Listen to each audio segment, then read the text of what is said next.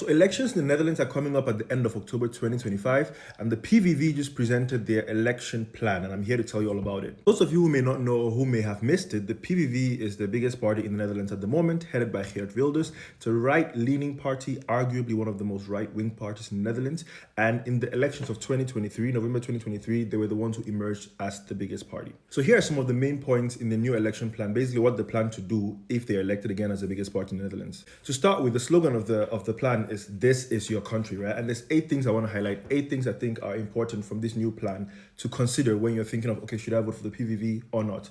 The first one is, of course, the main topic. One of the main topics on their agenda is strict asylum and immigration policy, right? They're trying to be taking a notch further than already during the last plan with a total asylum stop. So like total, just block the borders. Other countries have done that around us. Why can we not do it? So just stop asylum completely. Also closing all asylum reception centers, so the AZC's, withdrawal from the UN Refugee Convention, and ending family reunification. Also trying to make naturalization only possible after legally living in the Netherlands for 15 years. 15. At the moment, it's 5 years, so they're trying to take that from 5 years to 15 years. Bring down as much as possible the influx of international students. So that means making bachelor programs as much as possible to be taught in Dutch, and the English bachelor programs to a bare minimum. Next to that, they want to return Syrian asylum seekers and also Ukrainian men. They say the country needs them more, so they want to return back Ukrainian men to Ukraine. Next to that, they want to deploy the army, cameras, and drones for effective border surveillance. Second main thing is Islam and education. So as opposed to the last election plan where they wanted like a complete ban on Qurans and mosques,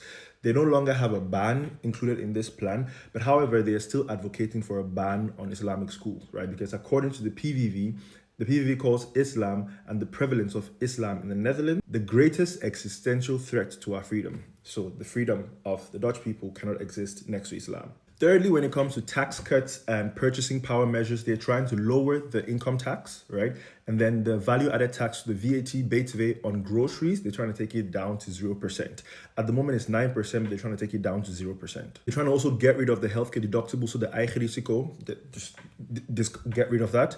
And then next to that, they're also trying to make a dentist care, so tandartszorg, dentist care, part of the basispaket. So that should be covered for everybody. So everybody should be able to see a dentist and not have to get an additional insurance to see the dentist. Some of you may not know this, but the VAT, so the BTW in the Netherlands is on average 21%, but it's 9% for certain basic necessities like groceries, certain non-alcoholic food and drinks, books, and some medical supplies. So for that group is 9%, but now they're trying to bring it down from 9% to 0% for groceries. On the other hand, for culture, they're trying to increase the VAT from 9% to 21%. The next important point is how they plan to finance this, right? So they plan to finance this by closing down the AZC, so like the asylum stop,